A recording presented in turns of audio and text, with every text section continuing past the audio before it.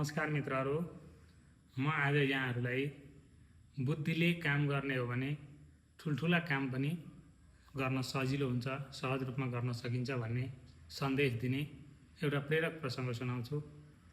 एउटा चराले मकैको एउटा दानु चुच्चामा टिपेर खानाका लागि रुखमा लिएर गएर बसेछ र संयोगवश उसको मुखबाट त्यो दानु झरेछ र रुखको टोड्कामा अड्केछ।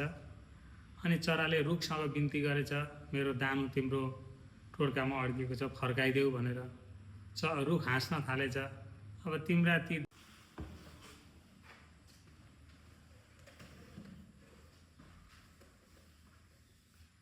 नमस्कार मित्रहरू, म आज यहाँहरूलाई बुद्धिले काम गर्ने हो भने ठुल्ठुला काम पनि गर्न सजिलो हुन्छ, सहज रूपमा गर्न सकिन्छ भन्ने सन्देश दिने एउटा प्रेरक प्रसङ्ग सुनाउँछु।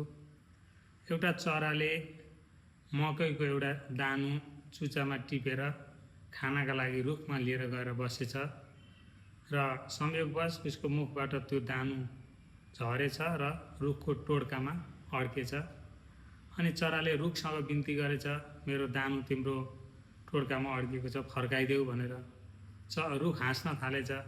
अब तिम्रा ती दाना कता कता फँसिया छन्, ती सबै फर्काउने मलाई के दरकार, फर्काउँदिन जाऊ भनेर चरालाई रुखले हकारेछ। चरो रिसायो र चरो चाहिँ एउटा दाउरे कहाँ पुगेछ र उसले भनेछ, गएर त्यो रुख काटिदेऊ, त्यो रुखले मेरो दानु फर्काउन मानेन, त्यसले मलाई चाहिँ अपमान गर्यो, त्यसमा त रुख काटिदेऊ भनेपछि दाउरेले फेरि चरालाई हप्काएछ। अब तिम्रो एउटा दानु फिर्ता लिनका लागि म रुखै काट्न जाउँ, हुँदैन, म काट्दिनँ रुख, जाऊ भनेर चरालाई हप्काएछ दाउरेले पनि। अब दाउरेले नमानिसकेपछि त्यो चरो सिधै त्यो देशको राजाकोमा गएछ र यसरी मेरो दानु रुखमा अड्केको थियो, रुखले मलाई दिएन र त्यो रुखलाई सजाय दिनका लागि मैले दाउरेलाई त्यो रुख काटिदेऊ भनेको, त्यो मानेन, त्यसो त तपाईँ त्यो दाउरेलाई सजाय दिनुहोस् भनेर राजालाई भनेछ। राजा पनि हाँसेछन्। अब एउटा दानाका लागि, जाको दानाका लागि त्यत्रो रुख काट्नका लागि म दाउरेलाई भनौँ, त्यस्तो हुँदैन, बरु तिमीलाई दाना अरू चाहिन्छ भने म दिन्छु, तर रुख काट्न मिल्दैन भनेर राजाले भनेपछि अब राजासँग पनि चरो रिसाएर अनि एउटा हात्ती चढेर दिनै पछि ती राजा बाहिर निस्किँदा रहेछन्, घुम्न जाँदा रहेछन्। त्यो हात्तीका माउतेलाई गएर भनेछ चराले, भोलि बिहान राजा हात्तीमाथि चढेर तिमीले लिएर हिँडेपछि अलिक पर कतै पुगेपछि राजालाई लडाइदिनु, हात्तीबाट लडाइदिनु भनेछ चराले। ल छक्क परो अब माउते, किन हात्तीबाट राजालाई लडाइदिनु भनेको, मेरो एउटा मकैको दानु रुखमा अड्केको थियो, रुखले मलाई त्यो दिए भन्दा मानेन, अनि मैले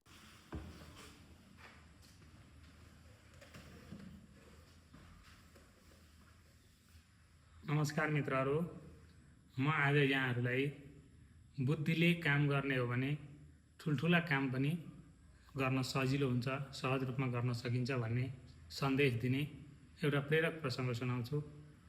एउटा चराले मकैको एउटा दानु चुच्चामा टिपेर खानाका लागि रुखमा लिएर गएर बसेछ र संयोगवश उसको मुखबाट त्यो दानु झरेछ र रुखको टोड्कामा अड्केछ। अनि चराले रुखसँग बिन्ती गरेछ, मेरो दानु तिम्रो टोड्कामा अड्केको छ, फर्काइदेऊ भनेर। रुख हाँस्न थालेछ। अब तिम्रा ती दाना कता कता फँसिया छन्, ती सबै फर्काउने मलाई के दरकार, फर्काउँदिन जाऊ भनेर।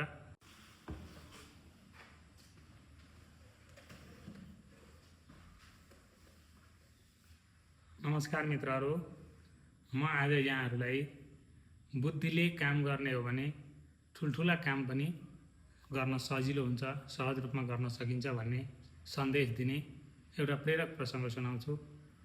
एउटा चराले मकैको एउटा दानु चुच्चामा टिपेर खानाका लागि रुखमा लिएर गएर बसेछ र संयोगवश उसको मुखबाट त्यो दानु झरेछ र रुखको टोड्कामा